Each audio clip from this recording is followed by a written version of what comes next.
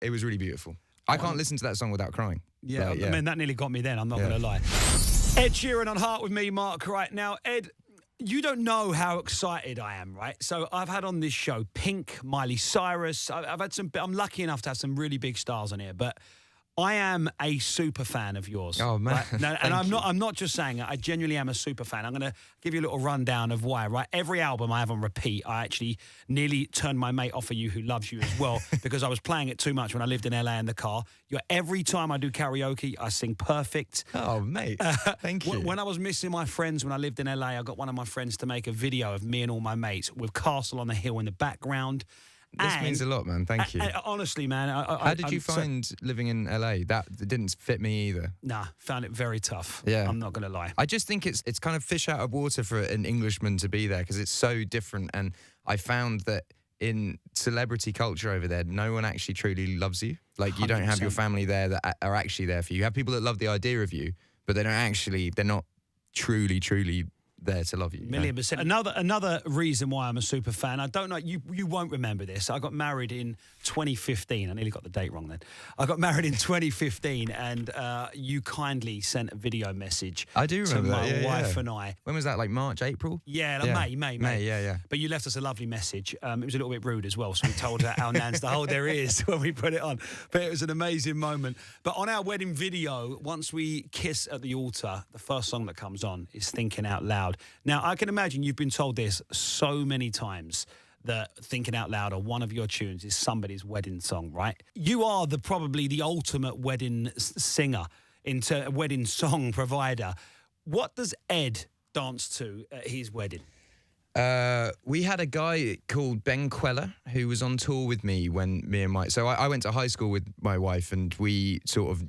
We're in the same friendship group at school, and then she went off to university in America and I didn't see her for years. And then I was touring America. My opening act was this guy, Ben Queller. And me and Cherry hung out in New York and sort of started dating. So she would come to shows, and Ben had this song called 13, which has no chorus, and it's just... a list of things that him and his wife did, and it's incredible. It's just, have you got a guitar? There was a guitar here, wasn't there? Yes, we have. Yeah. This moment's just getting better for me. Ed Sheeran is now holding a guitar in my studio. What's about to happen? It's like, we've been in the rain, we've been on the mountains, we've been round the fires, in fancy hotels, drank water from farm wells. We sang with the choirs, had passionate makeouts and passionate freakouts. We built this world of our own. It was in the back of a taxi when you told me you loved me and that I wasn't alone. And it's just like for 3 minutes, just a list of things that him and his wife did. And me and Cherry just connected to that song. And that was our first dance. And straight afterwards, it goes into John Denver Country Roads, and then the dance floor fills up. But yeah. Oh, to see that, the hairs are standing up just thinking about it and listening to that. Man, it was really beautiful.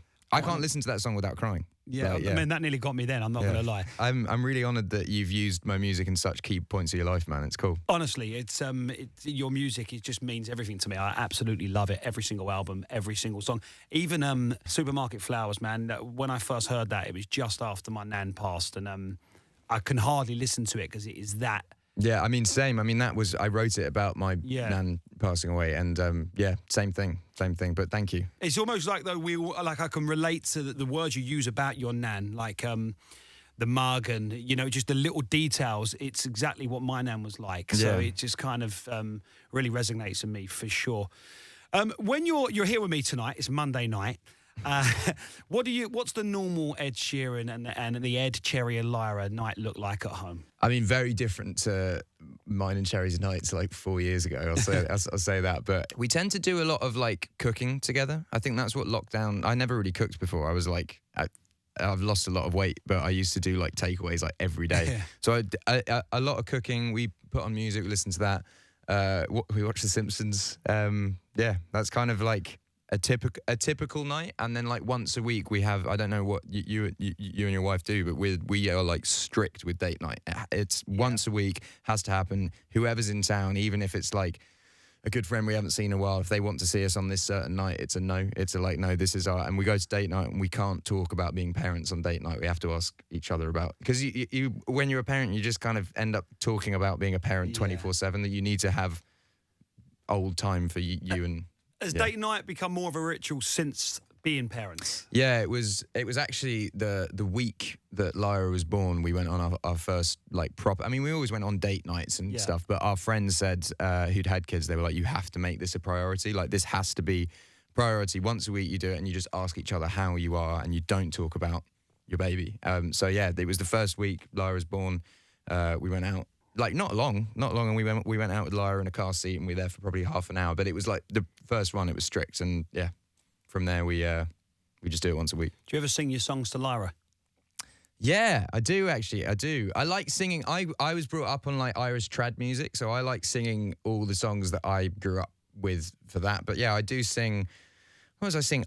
I sung the album in its entirety with just an acoustic guitar to her. I was I think Cherry was out doing something, but it was just me and Lyra. She was playing with maracas or whatever, and I was like, I want to hear how the album, because it's produced up and it sounds big, but I just wanted to hear how the songs flowed just on acoustic guitar. So I did that for like an hour and a half, which was quite nice. So she's heard the whole record. Luckiest kid in the world. Luckiest kid in the whole entire world.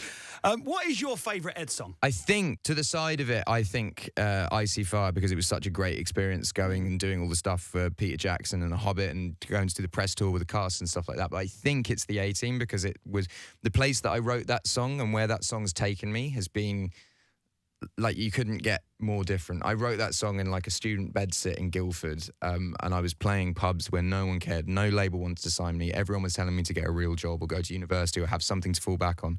And then the song kind of started having momentum, and then suddenly I'm getting paid £50 a show, and I'm like, right, I can actually make a living from this. And record labels start getting interested, and then suddenly, bam, it's my job for life, and you're kind of living your dream. You've not done that well, though, have you? But yeah, I think that song.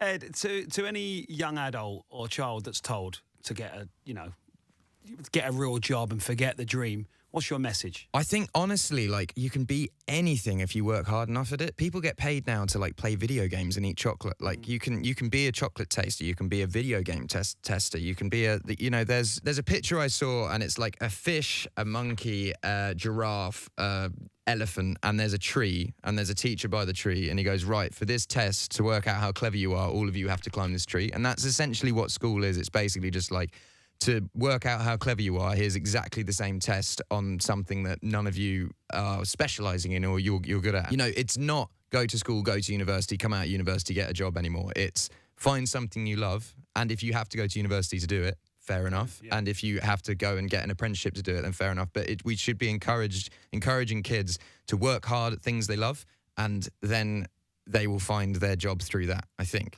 Unbelievable message. This is Heart.